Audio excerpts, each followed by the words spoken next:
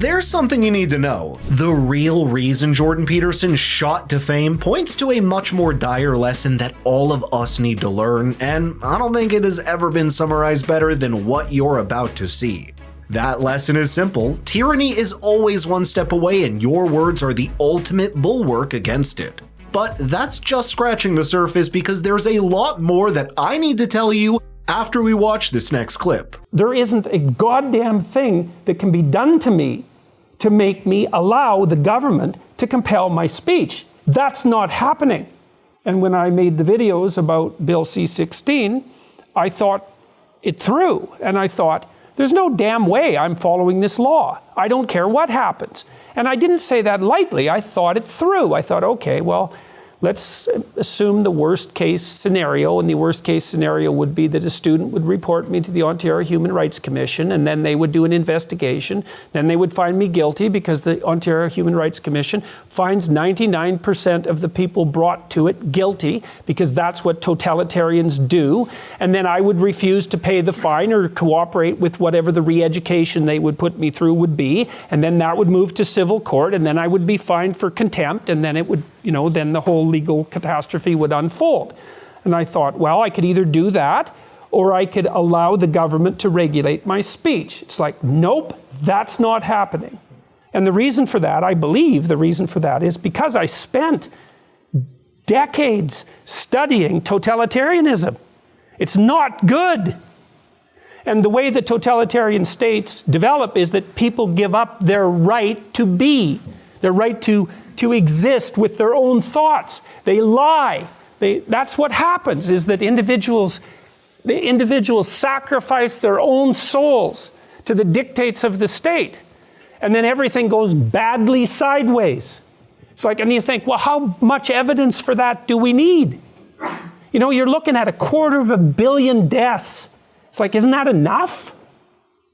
Well, the people that I read who were profound, Viktor Frankl's a good example for beginners. If you want to read about this sort of thing, he wrote a book called Man's Search for Meaning. And Frankl, and also Solzhenitsyn, and a variety of other commentators as well, who really looked into what happened in both in Nazi Germany and in the communist states. Their conclusion was universal, is that the lies of the state, the lies and tyranny of the state, are aided and abetted by the moral sacrifice of the individual. It's not top down. The Nazis are telling you what to do and you're all innocent and obeying. That's not how it works. Is you falsify your being bit by bit, and you end up where you don't want to be. And that's a bad idea. Anyone that's been following Jordan Peterson since his rise in 2016 understands one thing: Jordan's opposition to Canada's Bill C-16 makes preferred gender pronouns part of the Human Rights Act was not because of mere pronouns, but the dangerous precedent of compelled speech it was setting. In fact, if you dig back almost 8 years ago, you find Jordan Peterson's lengthy 1-hour expose on YouTube around Bill C-16 and why he wouldn't bow down to compelled speech laws. That was one of the first of his videos to gain mainstream traction. It was made clear from the start that gender pronouns were only a side issue to the government compelling speech. Quote, "I don't recognize another person's right to determine what pronouns that I use to address them. I won't do it. Now, again, I think that because of these new laws that my decision might be illegal, and maybe it's even a decision of hate, but I'm not doing it. I think that those gender-neutral pronouns are politically motivated." And that's what was at the heart of it. Jordan was not willing to give an inch to authoritarians because he understood they would take a mile. Anyone familiar with history understands the tightrope that our democracy and free speech rights are constantly walking, and it's vigilance against people trying to tip it over that is the core of Jordan Peterson's message. All you need as proof of that is seeing how consistent he's been in that position now, just as he was several years ago. It seems to me that we're in danger of crossing a line. With Bill C-16 and its surrounding legislation, It's the first time I've seen in our legislative history where people are attempting to make us speak their language. The domain of language is one of the most sensitive mechanisms needed for the flourishing of democracy, and anyone that thinks they can close the walls on it without unintended consequences is likely ignorant of what it has led to in history. And if you're interested in that, there's a great book called Ordinary Men. You read that and you won't be the same person afterwards, so I would beware of reading it. But it's a story about these policemen in Germany. So they were middle-aged guys, and they grew up and were socialized before the Nazis came to power. So they're just your typical middle-class policemen. And they were brought into Poland after the Nazis had marched through and charged with keeping order in the occupied state. And they knew, their commander knew that it was going to be brutal because they were in wartime, and they regard the Jews, for example, as enemies, and so there was going to be a fair bit of rounding up with all of that, with all of what that implied. And the commander told the policemen that they could go home if they wanted to, that they didn't have to participate in this. And then what Ordinary Men does is document their transformation from ordinary policemen, the sort of people that you know, to guys who were taking naked pregnant women out into the middle of fields and shooting them in the back of the head. And it documents one step at a time how an ordinary person turns into someone like that. You think, well, we don't want that sort of thing to happen anymore. Well, then you don't want to be that sort of person. That's how it's fixed. And if you're not going to be that sort of person, then you don't take the first steps. Because the first steps lead you down a pathway that, at least in principle, you don't want to go. I've spent years looking at the worst things there are to look at. And I've learned from that. And I've certainly learned things that I won't do. And one of them is, I won't let the government regulate my speech. It's a mistake. I don't care what compassionate principles hypothetically motivate that move. It was unprecedented in English common law, that move. And it was all buried under this leftist compassion, which is mostly a lie.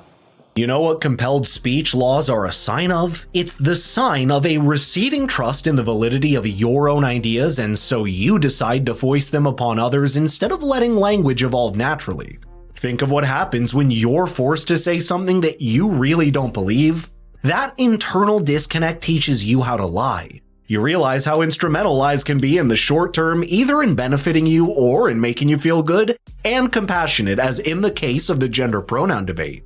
In the world that George Orwell painted in 1984, that's exactly what society was like, but perhaps even Orwell himself couldn't have guessed what the phenomenon of the newspeak and the thought police could actually come from the far left of the political spectrum rather than the far right. You now start to see how the issue of gender pronouns is almost a side distraction at this point, because using them to Trojan horse compelled speech legislation is what reveals the real authoritarian tendencies. It is a mystery, it is a mystery, because it is the case that there is something about the Nazi doctrine that seems to have a visceral impact that the communist doctrine doesn't have. Whereas what's happening on the left that's horrifying is murky. It might even be multidimensional. Like maybe there isn't a single radical leftist idea that's murderous like the racial superiority doctrine. Maybe it's a combination of 3, or maybe it's some set of 4 out of 10. Who knows? So, and because of that, it doesn't seem as repugnant. And there was also a universalizing tendency among the communists that seemed to be less morally reprehensible than the ethno-nationalism of the Nazis. So, you think, if you go back to 1914, it's complicated, but if you go back to, say, 1918, at the time of the Russian Revolution, it's not like the communists knew that their attempts to bring about the socialist utopia would be doomed to absolute murderous catastrophe, right? They were working in ignorance. Now, it's not that simple, because by that time, Dostoevsky had already written The Devils, the Possessed, and he outlined very, very clearly what he thought would happen if people like that got the reins of power. And Nietzsche had done the same thing in his writing. So people knew that there was something toxic, let's say, and deadly about the doctrine, but it hadn't been played out on the world stage. But now, And when I hear someone say, that wasn't real communism, I know what they mean. What they mean was, if I was the dictator in Stalin's shoes, I personally would have brought in the utopia. That's what that statement means. Or it means an ignorance of history that's so utterly appalling that any political statement made on behalf of that person whatsoever should immediately be followed by a paroxysm of extreme embarrassment. Perhaps that's really what's wrong today. We've forgotten history at our own peril and are doomed to repeat it. Everything you see today, from compelled speech legislation to the breakdown of all grand narratives in a postmodern takeover, actually comes from this dreadful mistake of not understanding what happened less than 100 years ago. And yet, you just don't see the torchbearers of the modern left admitting that there's a way you can go too far on the side of the political spectrum. I remember Jordan Peterson once posed this exact question to prominent leftists like Michael Eric Dyson and Michelle Goldberg. When exactly does the left go too far? That's one of the most important questions to answer. The answer is, it goes too far before it becomes obvious that it has. In other words, far before violence appears and far before you see real political friction, there are ideas that come out of the far left that should be anathema to a free, open, and democratic society. That is, when it starts treading on the line of free speech and individual rights, or starts construing all inequality as injustice and a kind of utopian equalism. Those are the things that are the first step on the slippery slope to the far left, and that slope has proven to end with Mao's China and Stalin's Russia. If you want a snapshot of that today, the stories that someone like Naomi Park narrates about North Korea are enough to send chills down anyone's spine. Here's a fun story. Do you know that it is now illegal for physicians to list starvation as the cause of death for a Venezuelan child in a hospital? That's how they're dealing with the fact of starvation, right? You just make it illegal to have that diagnosed as your cause of death. That'll solve the problem. They're trying to move our socialist party, the NDP, New Democratic Party, towards the acceptance of this LEAP manifesto, which doesn't look like it's going to happen. But they were all radical promoters of the Venezuelan government before everything went like badly sideways. You know, I think the average Venezuelan now has lost 17 pounds. And that's not because they were put on a voluntary dieting program, right? It's not good. And so if you're tilting towards the left and you're temperamentally inclined that way, and half the population is, then you have an ethical problem on your hands, which is, how do you segregate yourself from the radical policies that produced the catastrophes of the 20th century? And you can't just say, well, that's not my problem. It's like, well, okay, if it's not your problem now, it certainly might become your problem in the future. So, and I would say it's actually everybody's problem. In the aftermath of the 20th century, it's everybody's problem. We did the multinational experiment, right? It doesn't matter where you put these policies into play, the same bloody outcome occurred. Didn't matter whether it was Russia or China or Cambodia or Vietnam, or to pick a random African country, or Cuba or Venezuela for that matter. It was an unmitigated catastrophe. And so to me, that's experiment plus replication. Enough. Well, that has to be dealt with, and it's not. And the intellectual left in the West has been absolutely appalling in their silence on the communist catastrophe. Like, we're not done with this yet. And the Korean state, North Korea, as an emblematic representative of the communist catastrophe, and everyone there starves. There's millions of people died 20 years ago. It's not got any better. It's not like we solved this problem. And there's a deafening silence on the intellectual side of the spectrum with regards to what happened on the egalitarian left. And there's no excuse for it. Everybody calls North Korea a scary remnant of those past authoritarian states, but you actually see gradations to that across the world. China is far from what it was under Mao, but it's still a one-party authoritarian regime where individuals are practically beholden to the mighty state. Individual rights and free speech are sacrificed for collectivist ideologies, and it's the last regime that countries like the United States or Canada should learn from.